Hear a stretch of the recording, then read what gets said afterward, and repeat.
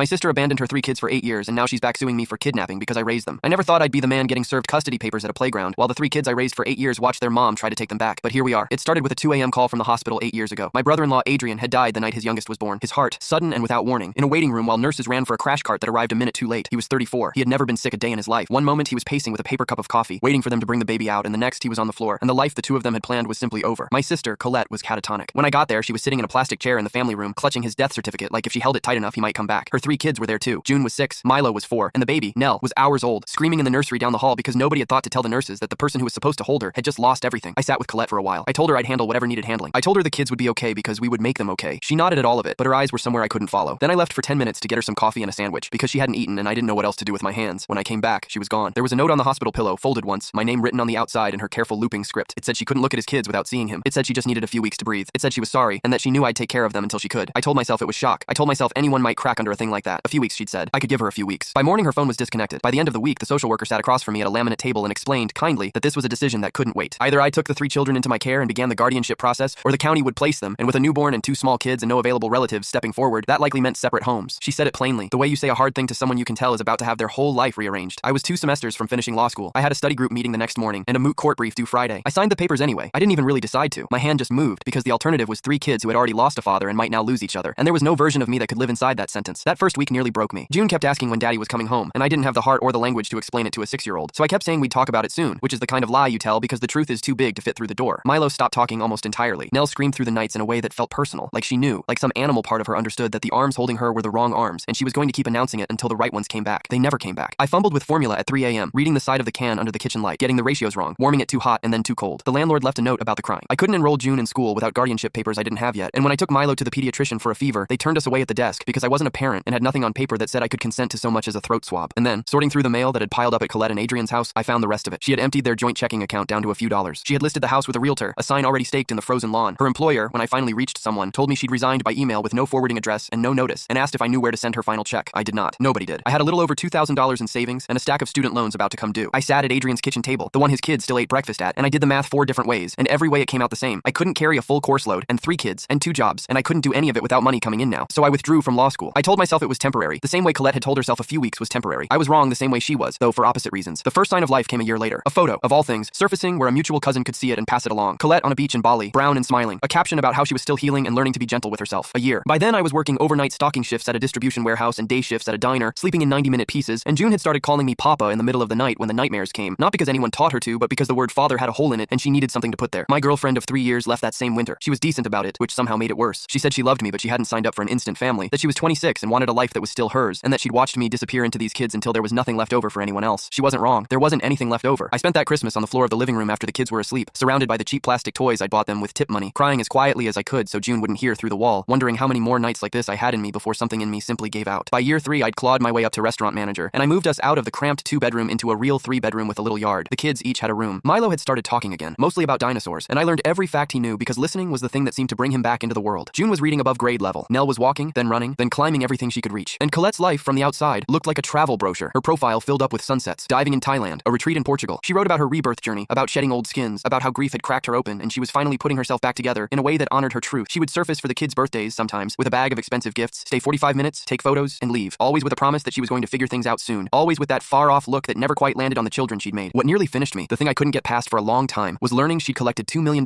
in life insurance after Adrian died. $2 million. Money that could have paid for a nanny, a house, college, anything. And she sat on it, or spent it on herself, while I skipped meals to afford Milo's speech therapy and bought the kids' shoes a size too big so they'd last longer. I never once saw $1 of it. I never asked for one either. By then, I understood asking would only teach the children that she might say no. Years passed, and somehow we built a life. The kids thrived, which is the only thing that ever made the sacrifice feel like anything other than loss. Every school form I ever filled out listed me as their father, in the parent line, in my own handwriting, and Colette never once corrected it because she was never once there to see it. She visited maybe 3 times a year and played the part of the fun aunt, the one who breezed in with presents and breezed out before bedtime, and the kids came to understand her the way you understand weather, something that arrives and departs on its own schedule and can't be counted on. I had long since given up on her ever stepping up. I'd made my peace with being the only one who would, and then, 8 years after she walked out of that hospital, her posts changed. It was subtle at first. The sunsets gave way to a house, a real house with a lawn and a wreath on the door. Then a man appeared in the frame, tagged as Reed, someone who ran a boutique wellness brand, all linen shirts and morning routines and captions about intention. Then came a post that got passed around, the kind that performs sincerity for an audience, a long paragraph about how she was finally ready to become the family she was always meant to be, how healing had brought her home to what mattered most. She started texting me, not to ask how the kids were, not really, to ask about their schedules. What time does June's school let out? Which weekends does Milo have baseball? Does Nell have any allergies I should know about? She showed up, unannounced, to June's spring recital with Reed on her her arm, and it was the first school event she had attended in 8 years, and she sat in the second row and filmed the whole thing on her phone. Reed kept leaning over to whisper how wonderful the children were, how talented, as if he were appraising them. Afterward, in the lobby, Colette asked me sweetly if I could put together copies of the kids' records for her. Their report cards, their medical histories, their school enrollment paperwork. For her files, she said. She wanted to have everything as their mother. My gut screamed that something was wrong. I couldn't have told you what exactly. I just knew, the way you know a storm is coming from the color of the light, that this warmth had a shape underneath it, and the shape was not love. The ambush came 2 months later. She asked to meet at the park near the kids' school to talk about their future, and she made it sound so reasonable, so overdue, that I brought the kids along because she'd asked to see them, and I still, God help me, wanted to believe she might be trying. We got to the playground and she was already there, but she wasn't alone. Reed was there with his phone held up and recording, and beside her stood a man in a suit with a leather folder who walked straight up to me and put a sheaf of papers into my hand before I'd finished saying hello. They were charging me. Kidnapping, parental alienation, intentional infliction of emotional distress. The words swam. Reed kept the phone trained on my face while Colette, in a voice pitched for the recording, said that I had kept her from her children for 8 years, that I had poisoned them against her, that she had begged and begged to be part of their lives, and I had shut every door. She had brought printouts, she said, of text messages proving it, and when I later saw them, I understood she had edited them, spliced my words into shapes I never made, deleted the 8 years of silence, and invented a history where I was the wall between a grieving mother and her babies. The kids were watching all of it. June had gone white and was shaking so hard I thought she might come apart right there on the wood chips. Milo had stepped in front of Nell without being told to, a 12-year-old making himself into a shield. Nell just held onto my leg and asked, in a small voice, why the man gave Papa papers. I got them out of there. I don't fully remember how. I remember buckling Nell into her booster with hands that wouldn't stay steady, and I remember Reed still filming through the car window as I pulled away, and I remember June saying from the back seat that she didn't want to live with Aunt Colette, please, please don't make her, and me promising her in a voice I didn't believe that no one was going to make her do anything. Then over the next few days, as my lawyer started pulling threads, the truth underneath the warmth came into the light. Colette's money was gone, all of it. The $2 million, whatever had been left of it after 8 years of retreats and Range Rovers, had been poured into a cryptocurrency fund that had collapsed and taken everything with it. She was not a woman rediscovering her children. She was a woman drowning in debt, with creditors closing in, and a fiancé whose linen shirt lifestyle ran on appearances she could no longer afford. And then came the part that turned my stomach, the part that reframed every warm text and every filmed recital into what it actually was. When Adrian died, his parents, devastated and wealthy, and determined that their grandchildren would never want for anything, had established trust funds for June, Milo, and Nell, substantial ones. But the trusts had a condition, written in back when everyone assumed a mother would raise her own children. The funds were administered through the custodial parent. They unlocked and could be drawn against for the children's care, only in the hands of whoever had legal custody. Colette had not come back for her children. She had come back for the only asset she had left to reach, and her children were the key that turned the lock. The recital, the schedules, the records for her files, the lawyer at the playground. It was never a homecoming. It was a heist, and the kids were what she was there to steal. I stood in my kitchen that night after they were asleep, the custody papers on the counter where I couldn't stop looking at them, and I thought about the note on the hospital pillow, and the $2,000 and 8 years of 3 a.m. formula and secondhand shoes, and quiet Christmas floors, and I thought about the one thing Colette didn't know, the thing that was about to matter more than anything. I had never stopped keeping records, not for a single one of those 8 years. I had every receipt, 8 years of them, filed by month in a fireproof box in my closet, because when you are one missed rent payment from disaster, you learn to save proof of everything. Every pediatrician visit, every prescription, every parent-teacher conference sign-in sheet with my name on it, every school enrollment form, every field trip permission slip, every report card addressed to me as the parent, photographs, thousands of them, date-stamped of birthdays and first days of school and lost teeth and scraped knees, and in every single one it was me holding the camera or me in the frame, and never in 8 years her. I also had, though I hadn't understood their value until now, the records of her absence, the disconnected phone notice from year one, the email her old employer had forwarded me about her resignation, the realtor's listing for the house she'd tried to sell out from under her own children, the bank statement showing the joint account drained to nothing the week after Adrian died. I had kept all of it, not out of strategy but out of a bookkeeper's instinct that had probably saved us more than once. Now it was armor. The lawyer I found was named Delia Ford. She'd spent 15 years doing family law and had the particular calm of someone who has watched people at their worst and is no longer surprised by anything. She spread my records across her conference table, and I watched her expression change as she went, watched the professional neutrality give way to something harder and more useful. In 8 years, she said slowly, running a finger down a stack of report cards, she never signed one of these, never sat in one of these conferences, never took one of them to a doctor. She looked up at me. Elias, most of my cases are a fight about whose version of the truth the judge believes. This isn't that. You have the truth on paper. Boxes of it. Then her face tightened. But I want you to understand what we're up against, because the paper is not the whole game. She has money, or at least she looks like she does. She has a lawyer who does this for a living, and she has 8 years of your absence from her side of the story, which she has apparently learned to forge. Judges are human. They see a polished, tearful mother in a nice dress, and they want to believe in reconciliation. Our job is to make the paper louder than the performance. She asked me what I wanted, not what I thought I could get, what I wanted. I told her I wanted the kids to be safe, and I wanted it to be over, and I wanted a judge to look at 8 years of a mother's absence and a stranger's forged texts and understand exactly what was happening in that courtroom. And I wanted the trust money, every dollar of it, protected for June and Milo and Nell, and kept forever out of the hands of the person who had come back only to reach it. Then we don't just defend the custody, Delia said. We expose the motive. We make this hearing about why she's really here. She capped her pen. Get me everything. And Elias, start a new file. Today. Because the moment a woman like this realizes the paper is against her, she stops fighting the case and starts fighting you. She'll come at your job, your home, your reputation, the kids' school, anywhere she thinks she can make you look unstable. Document all of it, the way you've documented everything else. She was right about all of it. I just didn't know yet how right. The first hearing wasn't even a real hearing. It was a scheduling conference, procedural, meant to set dates. But Colette's lawyer used it to file an emergency motion, and the emergency motion was the first sign of how ugly this was going to get. She was asking for immediate temporary custody, arguing that the children had been unlawfully withheld from their mother, and that every day in my care was a day of ongoing harm. Delia batted it down, laying a single stack of 8 years of documentation on the clerk's table, and the judge, an overworked woman named who peered at us over reading glasses, denied the emergency request and set the matter for a full custody evaluation. But she also, in the same breath, ordered supervised visitation to begin, because on paper Colette was the biological mother and had a presumptive right to see her children, and no amount of my paper could erase the blood. That was the first lesson. The paper could win the war. It could not stop the war from costing the kids something every single week it went on. Then came the second development, and it came from a direction I hadn't expected. Adrian's parents. I hadn't spoken to them since the funeral. Grief had scattered everyone that year, and they were old money people who had never quite known what to make of me. The scrambling brother-in-law raising their grandchildren in a rented 3-bedroom. I'd sent them photos over the years, updates, invitations they mostly didn't answer. I told myself the distance was grief, maybe some of it was. A week into the case, Delia got a notice. Adrian's parents had filed their own petition, and for one sick afternoon I thought they'd sided with Colette, that money had recognized money, that the grandparents had decided their grandchildren belonged with a mother and a trust and a nice house, rather than with me. Their petition asked the court to consider whether either Colette or I should have sole custody. It hinted that there were things about the family, about the children's circumstances, that the court did not yet know. Delia read it 3 times and then set it down. They're not with her, she said finally. Read it again. They're not asking for her to get custody. They're asking the court to slow down and look closely. Somebody has told them something that scared them. She looked at me. Or somebody is about to. I didn't understand it yet, but I would. The answer arrived through Adrian's attorney, a silver-haired man named Hargrove who had handled the family's affairs for 30 years. He called Delia, and then he called a meeting, and he brought with him a sealed envelope that Adrian had left in his keeping with instructions that it be opened only if there was ever a dispute over the children. Adrian, it turned out, had not been the oblivious husband I'd always pictured, the good man blindsided by a wife who bolted in her grief. In the last year of his life, he had grown quietly afraid, not for his safety, for his children's future, and for his money. He had noticed things, small accounts moving, a withdrawal here, a transfer there, sums that didn't match anything they'd agreed to. He had found a lease, in Colette's name, for an apartment downtown he'd never known about. He had, 6 weeks before he died, sat in Hargrove's office and changed his will and restructured the beginnings of what would become the children's trust, and he had written a letter to be opened if the day ever came. Hargrove read parts of it aloud, and I will never forget the sound of a dead man's love and fear coming through a lawyer's careful voice. Adrian wrote that he did not want to believe the worst of Colette, but that he could no longer pretend he didn't see it. He wrote that she had grown distant and secretive, that money was disappearing, that he'd found paperwork suggesting she was moving assets he couldn't account for. He wrote that if anything ever happened to him, he was afraid the children would be left with a mother who saw them as an inconvenience and their inheritance as an opportunity. He wrote that he had taken steps. He named the trust structure. He named the people he trusted. And he wrote a line that Hargrove had to stop and start again to get through. That if the person reading this was the one actually raising his children, whoever that turned out to be, then that person was their real parent no matter what any blood or any document said, and he was sorry he couldn't be there to say thank you in person. I had to leave the room for a few minutes. 8 years of being told in 100 small ways that I was a placeholder, a temporary measure, the sad uncle who'd stepped in. And here was Adrian, from before any of it happened, seeing it coming, and calling me the children's real parent in a letter he never knew I'd hear. The letter did 2 things. It gave Adrian's parents their answer about whose side to be on, and it recast the whole case. Because Adrian had documented in his own hand, and with his own financial records attached, that Colette had been draining assets before he ever died. The drained joint account the week after the funeral wasn't grief. It was the continuation of a pattern he'd already caught. The $2 million she sat on, the money she poured into a doomed crypto fund and lost, the debt she was now drowning in, the trust she'd come back to unlock. All of it was one long line, and Adrian had seen the start of it and left a warning across 8 years to protect his kids. Delia's whole posture changed after that meeting. We're not defending a custody case anymore, she said in the parking lot, and there was something almost fierce in it. We're proving a scheme. She didn't abandon these kids and then have a change of heart. She abandoned them, ran through the money, and came back to strip mine the only asset she had left, using her own children as the tool. And their father saw it coming and left us the map. But knowing the shape of the thing and proving it to a judge who kept seeing a tearful woman in a modest dress were 2 different battles. And Colette, exactly as Delia had predicted, had already stopped fighting the case and started fighting me. It began with the school. She added herself back onto the emergency contact list using enrollment paperwork from 8 years ago that still, technically, had her name on it. The secretary called me, apologetic, explaining that since she was the biological mother and the old form looked legitimate, the school had felt it had to honor it. Then Colette signed up to volunteer for the spring field trip and started showing up at the school at lunchtime with cupcakes for June's class and cookies for Milo's, introducing herself to the other parents as the mom who was finally able to be involved. Then it was my grief support group. I'd gone to the same one for years since the early days, the place where I'd first admitted out loud how much I resented Colette and how terrified I was of failing these kids and how alone I felt. The facilitator called me, deeply uncomfortable, to tell me Colette had joined. She had introduced herself as a grieving widow whose children were being kept from her by a controlling brother who wouldn't let her heal. She had cried about the 8 years she'd missed. Several members had come to the facilitator afterward, moved, worried about the poor mother. I stopped going. Another door closed. Another place that used to be safe, gone. Then it was my job. My manager pulled me aside after a shift and told me carefully that Colette had come in for lunch with a group of business associates and spent the meal loudly discussing her custody battle, worrying at high volume about her children being raised by someone so unstable, making sure the nearby tables heard. Other customers had complained about the drama. She wasn't firing me, she stressed, but maybe I should think about taking some time. Unpaid, of course. I could not afford unpaid time. I was already behind from Delia's retainer. The kids needed fall clothes. Milo's baseball fees were due, and Nell's inhaler wasn't fully covered, but I could read my manager's face. A problematic employee with custody drama attached wasn't worth the headache. I agreed to cut my hours, and I knew, even as I said it, that I was watching the slow dismantling of everything I'd built begin exactly the way Delia said it would. So I did the only thing I knew how to do. I started a new notebook, and I documented all of it. Her showing up at the school, her infiltrating the support group, her comments to my manager, the neighbor who came to my door, uncomfortable, to report that Colette had stopped by asking pointed questions, whether I had women over, whether I left the kids alone, whether I drank, and had said she was documenting everything for the children's safety. I wrote it all down, dated, detailed, the way I'd written down everything for 8 years. The irony wasn't lost on me. All those years of careful record-keeping to protect the kids were now being twisted by her lawyer into evidence that I was calculating and cold. But I kept writing anyway, because paper was the only weapon I'd ever had, and I wasn't about to set it down now. The guardian ad litem was appointed a few weeks in. Her name was Simone, and she had kind eyes and a no-nonsense manner, and the impossible job of deciding, on the court's behalf, what was best for 3 children whose lives were now a tug-of-war. She scheduled her first home visit for a weekday afternoon, and I made the mistake of hoping the truth of our life would simply be visible. She arrived during the after-school rush. I was still in my grease-stained work clothes. Nell had lost her favorite shirt and was mid-meltdown. Milo had remembered at the door that a science project was due the next morning, and I was tearing the house apart looking for poster board. June was at the kitchen counter doing homework while stirring a pot on the stove because she'd learned, without my ever asking, to take pieces of the load off my shoulders. It was chaos. It was our chaos, warm and loud and held together by love and duct tape, and I wanted Simone to feel that. She took notes. I couldn't tell what she saw. Later I learned that Colette had submitted to Simone a typed printed description of how mornings would run in her house, a nanny to handle breakfast, a driver to take the children to school, structured, calm, professional. On paper, it read like order against my disorder. A serene household against a scrambling single man doing everything alone. What the paper didn't say was that the nanny would be raising the children while Colette did whatever Colette did, that the calm was the calm of a house where the parent was absent by design. But that detail didn't fit in a bulleted list, and the bulleted list was what got filed. Then came the low point, the thing I am least proud of in 8 years of trying to be good. It was one of Milo's baseball games. I was running on no sleep, working doubles to make up the hours I'd lost, stretched to the last thread. Colette showed up with a professional photographer, staging candid shots of herself cheering from the bleachers, and then she started working the crowd, telling the other parents loudly that she was fighting to save her children from a toxic situation. And something in me that had held for 8 years simply broke. I confronted her in the parking lot, not quietly, not with dignity. I called her a fraud and a liar and a pathetic excuse for a mother. I told her Adrian would be sickened by what she'd become. Parents turned to stare, and Colette, who had clearly been waiting for exactly this, stood there perfectly calm, saying softly, "Please calm down. Think of the children," playing the composed victim to my raging man while someone, somewhere behind me, filmed the whole thing on a phone. It was online within hours. Unhinged man screams at mother at Little League game. The comments were a knife. People who knew nothing of the 8 years saw only what the frame showed them, a shouting man and a calm woman, and they filled in the rest with their worst assumptions. Within a week, 2 families pulled their kids from Milo's birthday party. A woman I'd never met commented that men like me shouldn't be raising little girls. The diner cut me to weekend shifts. The landlord slipped a 30-day notice under my door. I sold my grandfather's watch at a pawn shop 3 blocks from the courthouse and used the cash to keep the lights on. And June found the pale band of skin on my wrist where the watch used to be and didn't say anything. She just started setting her alarm earlier so she could get Nell dressed before I woke, quietly taking the weight, one morning at a time. I caught her one night at the kitchen table with my notebook open, copying Delia's phone number and the number of the family's attorney onto an index card in careful block letters, taping it inside her backpack. "Just in case," she said, not looking up, "in case something happens to you." And that was the moment I understood what this was costing them. Not the money, not the house, the childhood I'd spent 8 years trying to protect. They were learning to brace for loss because the adult who was supposed to be their mother had turned herself into the thing they feared most. Then the case turned, and it turned because of the one person nobody expected, Reed. His sister reached out first. Her name was Nadine, and she was younger than Reed, nervous and clearly frightened, and she asked to meet me at a coffee shop downtown where she kept checking the door. Reed, she told me, had figured out what Colette was. Not all at once. In pieces. He'd noticed the money troubles she'd hidden from him. He'd noticed how she talked about the children when the cameras were off, as leverage, as a means to an end, never as her kids. And then he'd found the thing that broke it open. Colette had been working on him too, pressuring him to put her name on his accounts, to name her on his business, to restructure his own assets in her favor, telling him it was about building their future together. She'd been running the same play on him that she was running on her children. He was just another lock she was trying to pick. "He's not a good liar and he's not a bad person," Nadine said, turning her coffee cup in circles. "He got taken in by her, but when he realized what she was actually doing, with you, with the kids, with him, it made him sick. He's been keeping records, his own accounts, his own texts with her, everything she asked him to sign. He wants to give it to your lawyer. He asked me to set up the meeting because he's scared of what she'll do if she finds out before it's done." I asked Nadine why. Why would he burn his own relationship down, expose himself, hand a lawyer a paper trail that made him look like a fool for ever trusting her? Nadine was quiet for a moment. "He said you're the only one in this whole thing who was actually trying to protect somebody," she said. "The kids, even when it cost you everything. He said if he'd had somebody like that, maybe he wouldn't have fallen for her at all." She slid a folded piece of paper across the table with a phone number on it. "He said to tell you, whatever she's told everyone about you, he knows it isn't true, and he wants to help you make sure she never does this to those kids or to anyone else again." Reed gave Delia everything, and he did it the right way, voluntarily and on the record. His own documents freely surrendered, so there was nothing tainted or illegal about any of it. His account statements, his text history with Colette, unedited, the real ones, showing her steering him towards signing over control of his own money. Screenshots where she talked plainly about the trust, about how once she had the kids, the money would free up, about timing, and about what she'd owe the lawyers against what she stood to gain. It was, in Delia's words, the difference between a strong case and an airtight one. Colette had spent the whole fight controlling the story. Now, in her own words, in messages she'd sent believing they'd stay private, she had written the true story herself. Delia handed all of it to a forensic accountant the trustees hired, and he did what forensic accountants do. He laid Colette's whole financial life out on a timeline and made it speak. The joint account drained the week after Adrian died. The $2 million in life insurance tracked as it flowed out over 8 years into retreats in a Range Rover, and finally, into the crypto fund that swallowed it. A $60,000 transfer out of Adrian's personal account in the days before he died, the one Adrian himself had flagged in his letter. Her current debts mapped against her current income, which was nothing. And then, at the end of the timeline, the custody filing, arriving precisely when the debt became unsurvivable and the trust became the only money left in the world she could reach. The accountant didn't have to editorialize. The dates did it for him. The custody petition wasn't the act of a mother. It was the last move of someone out of options, and it was aimed at her children's inheritance. When Adrian's parents saw the forensic report, whatever hesitation had kept them at a distance for 8 years burned away. They had funded that trust to protect their grandchildren, and now they could see, in columns and dates, that their son's wife had come back not to mother those children, but to drain the very fund meant to shelter them. Adrian's mother called me herself. She apologized in a shaking voice for 8 years of distance, for leaving me to carry it alone, forever entertaining the idea that the children might be better off with money and a nice house than with the man who had actually raised them. She said Adrian had loved me like a brother, and she was ashamed it had taken a court case to make her see what her son had seen years ago. Then she said the thing that mattered. They were going to court, and they were going to stand beside me, and they were going to make sure that trust was locked down for June and Milo and Nell in a way that no one, not Colette, not anyone, could ever pry open for themselves again. The pressure on Colette's side started to crack. CPS, following up on concerns someone had raised, made a routine visit to her house, and what they found didn't match the bulleted list she'd submitted. Prescription medications in bottles that weren't in her name. A liquor cabinet emptied despite her sworn statements in court about her sobriety. And a nanny who, when asked, said plainly that she was the one raising the children during visits, that Colette was frequently out. On paper, the serene household had looked ideal. In the doorway to a caseworker with a clipboard, it looked like exactly what it was. Meanwhile, the supervised visits ground on, and they were their own kind of awful. Colette performed the perfect mother behind the observation glass, arriving with the exact gift each child had wanted most, spinning stories about the future they'd have together. But she also asked leading questions, the supervisor noting each one. Did Papa ever get angry? Did he have women over? Did he make them do too many chores? My kids squirmed, caught between betraying me and angering her, and when Milo mentioned that I worked a lot, I watched Colette's face light up. Another line for her lawyer. On the drive home from one of those visits, June broke down in the passenger seat and told me Colette had spent the whole hour making them practice, actually rehearse, what they'd say to the judge about wanting to live with her, and had told them that if they didn't help her, they might end up in foster care because I wasn't really their dad. I held her in a gas station parking lot while she cried, and promised again that I would never let that happen, and I hated how thin my promises had started to feel. But the paper was piling up on our side now, and it was piling up faster than she could perform against it. Every hearing, Delia layered on more. The 8 years of records, Adrian's letter, the forensic timeline, Reed's documents, the CPS findings. My mother, who was also Colette's mother, and who had spent the whole case in an agony of divided loyalty, finally made her choice and offered to testify. She told Delia and later told the court that over the 8 years, Colette had called her again and again asking for money and had refused every time to take the children and had said more than once that the kids were better off with me, her own mother, willing to sit in a witness chair and say that Colette had chosen her freedom over her children again and again on the record. The thing that Delia said would land harder than any document was the children themselves. The judge decided to interview each of them privately in chambers without lawyers or parents present, the way judges do when they want the unvarnished truth from a child. I didn't get to be in the room. I sat in the hallway with Adrian's parents on one side of me and my mother on the other, and I waited, and it was the longest hour of my life. But afterward, the record was read into open court, and I heard what my kids had said when no adult was steering them. June, 14 years old, had told the judge that Colette wasn't making them hate their mother, that their mother had done that herself when she left, and that I was the one who kept telling them to give her a chance, the one who made them go to the visits even when they didn't want to. If anyone was alienating them, June said, it was Colette, by trying to buy them and pretend 8 years hadn't happened. Milo had brought his journal without anyone telling him to, and had shown the judge the page where, years ago, he'd started calling Colette the ghost, because a ghost was someone who used to be a person, and now just appeared sometimes and scared you and then was gone. And Nell, 8 years old, had told the judge simply that Colette was a nice lady who brought presents, but that her family was her papa and her brother and her sister, and when the judge asked her to draw her family, she drew 4 figures holding hands, and none of them was Colette. All 3 had asked, in their own words, not to be taken from me. The final hearing came on a gray Monday in the fall. I dressed carefully, not in clothes I couldn't afford, but in my best clean shirt, the one June had ironed the night before without being asked. The kids were quiet at breakfast, pushing food around their plates. June braided Nell's hair the way I'd taught her. Milo polished his secondhand shoes until they shone. We drove to the courthouse as a unit, 4 people facing the storm together, and Adrian's parents met us on the steps and walked in beside us. And for the first time in this whole nightmare, I did not feel alone. Colette arrived with an entourage, her third lawyer, an assistant, character witnesses, including a woman from a private academy where Colette had apparently already put down deposits on uniforms and Latin classes. So confident was she of the outcome. She swept past the children she claimed to love without a glance. The judge called us to order, and I braced myself because I had learned across a dozen hearings never to assume anything. But this time, the paper was simply too heavy for the performance to lift. Delia laid it out piece by piece, and each piece drove the next one deeper. 8 years of documentation proving I had been the children's sole parent in every way that could be written down. Adrian's letter read into the record, a father's own warning from beyond his death that his wife had been draining assets and might one day come for the children's inheritance. The forensic timeline, showing in dates and dollars that the custody petition had arrived at the exact moment Colette ran out of money and the trust became her only remaining target. Reed's voluntarily surrendered records, in which Colette, in her own words, discussed unlocking the trust and running the same scheme on Reed himself. The CPS findings from her home. My mother's testimony that Colette had refused the children again and again over 8 years. And the children's own voices from the judge's private chambers, all 3 asking to stay with me. Colette's lawyer objected and argued and pivoted and finally fell back on the only card left, that she was the biological mother, that blood was blood, that a court could not simply erase a parent. And the judge listened to all of it. And then she took off her reading glasses and looked at Colette for a long moment before she began to speak. She said that biology created a right, but that a right carried a responsibility, and that a parent who abandoned the responsibility for 8 years, who drained the family's assets, who returned not out of love but, as the evidence overwhelmingly showed, to reach an inheritance meant for the children, had forfeited the presumption that blood alone would have granted. She said that the man who had raised these children, who had withdrawn from law school and worked himself to the bone and shown up for 8 years of doctor visits and school forms and nightmares, was their parent in every sense the law was actually meant to protect. She said the children's wishes, expressed clearly and without coaching, were entitled to real weight and that theirs had been unmistakable. Then she ruled. Full legal and physical custody of June, Milo, and Nell granted to me, permanently. Colette's parental rights suspended pending the outcome of a separate matter and reduced in the meantime to supervised visitation only, at the court's discretion, contingent on her compliance with treatment and evaluation. The trust, restructured under the court's supervision and the trustee's control, locked so that it could only ever be spent for the direct benefit of the children and never again touched by anyone's custody status, so that the key Colette had come back to turn no longer fit any lock at all. And the financial evidence, the drained accounts, the diverted funds, the whole documented pattern the forensic accountant had assembled, referred to the appropriate authorities for their own review of whether Colette had committed fraud. She had come back to strip mine her children's inheritance. She left the courtroom having lost her children, her access to the money, and her freedom to walk away clean. Colette came apart as the bailiffs moved toward her. She lunged, not at the officers but toward the front of the room, toward the children, screaming that they were hers, that I had stolen them, that I had turned them against her, that this wasn't over. The bailiffs caught her before she got close. Her third lawyer looked at the table. Reed was not there. He had given his statement and stepped out of her life entirely, and Nadine later told me he'd wept when he heard the ruling, not for Colette, but out of relief that the kids were safe. As they took Colette out, still shouting our names, I felt June's hand find mine under the table, and Milo pressed against my other side, and Nell climbed into my lap and buried her face in my shirt. The door swung shut behind Colette, and the courtroom went quiet. June didn't look at the door once. Neither did I. We went home that night, and I made grilled cheese because it was the only thing I'd known how to cook the first week 8 years ago, and it had become somehow the meal we ate whenever the world had been too much. Nobody talked about the courtroom. Nell asked if Aunt Colette was going to come to the park again, and I told her the truth in the smallest words I had, that Colette had done some things that were against the law, and that a judge was going to make sure our family stayed safe, and that no one was going to take her away from her papa or her brother or her sister, ever. She thought about that for a moment, nodded the way 8-year-olds nod when they've decided to trust you, and asked for more cheese. The weeks after were strange and quiet, the way the air is strange and quiet after a storm finally passes. I went back to full time. The diner, once the case was over, and the viral video had faded into the churn of the internet's short memory, gave me my hours back, and my manager, who I think had felt worse about it than she let on, put in a good word that got me a small raise. The landlord, presented with a caught-up account and a copy of the custody order, tore up the 30-day notice. The parents at Milo's school who had pulled their kids from his birthday party sent quiet, embarrassed apologies once the truth got around, and I accepted them because carrying that particular anger wasn't worth the room it took up. Adrian's parents stayed. That was the thing I hadn't expected, the gift inside the wreckage. After 8 years of distance, they came back into the children's lives and never left again. They took the kids on the weekends sometimes. They came to Milo's games and June's recitals and sat in the front row where Colette had sat exactly once. Adrian's mother told me on one of those afternoons that watching me with the children was the closest she'd come to feeling her son in the room since he died, and that she was sorry it had taken her so long to see it. The trust did what Adrian had built it to do. It paid for the speech therapy and the inhalers and eventually the college funds, administered by trustees who answered to the court and to no one's ambition, so that the money could only ever land on the children it was meant for. Colette's separate case ground forward on its own track, slow and procedural. In a part of the courthouse I no longer had to visit. I kept my distance from it. I'd spent 8 years in one brutal brutal year learning that her choices were hers to answer for, not mine to manage, and I finally, actually believed it. The index card came out of June's backpack a few months later. I found it on her desk one afternoon, the careful block letters with Delia's number and the attorney's number. The card she'd taped inside her bag just in case something happened to me. She'd taken it out. She didn't say anything about it, and neither did I, but I understood what it meant. She had stopped bracing for loss. She had started, again, just being 14, worrying about ordinary 14-year-old things, leaving her homework to the last minute, arguing about her curfew, laughing the real laugh instead of the careful one. Milo's nightmares stopped. Nell went back to drawing our family in crayon, 4 figures holding hands, and taped the newest one to the refrigerator where it stayed. People ask me sometimes when the story comes up whether I ever resented it. The law school I didn't finish, the girlfriend who left, the Christmases on the floor, the years I gave to raising 3 children who weren't, on paper, mine. And I understand why they ask, but the question has a wrong idea buried inside it, the same wrong idea Colette had, and her lawyers had, and half that Facebook comment section had. The idea that these kids were a burden I took on. They were never a burden. They were the best thing that ever happened to me. I did not lose a life raising them. I found one. Adrian saw it before any of us in a letter he wrote when he was afraid and running out of days. Whoever is actually raising my children, he wrote, is their real parent, no matter what any blood or any document says. He meant it as a thank you to a stranger he'd never get to meet. It turned out to be the truest thing anyone ever said about my life. June calls me dad now, not papa. She switched over sometime in the last year, quietly, without ceremony, and the first time she did it, my throat closed up so hard I had to pretend I'd heard something at the door. Milo introduces me to his teammates as his dad, and dares anyone to ask a follow-up question. Nell has never known me as anything else, and never will. They are mine, not because a court said so, though it did, because I was there. Every formula-stained 3 a.m., and every secondhand pair of shoes, and every quiet Christmas, and every hearing, and every night all 3 of them crawled into my bed to feel safe. I was there. I never left. She did. And in the end, that was the only fact that ever really mattered.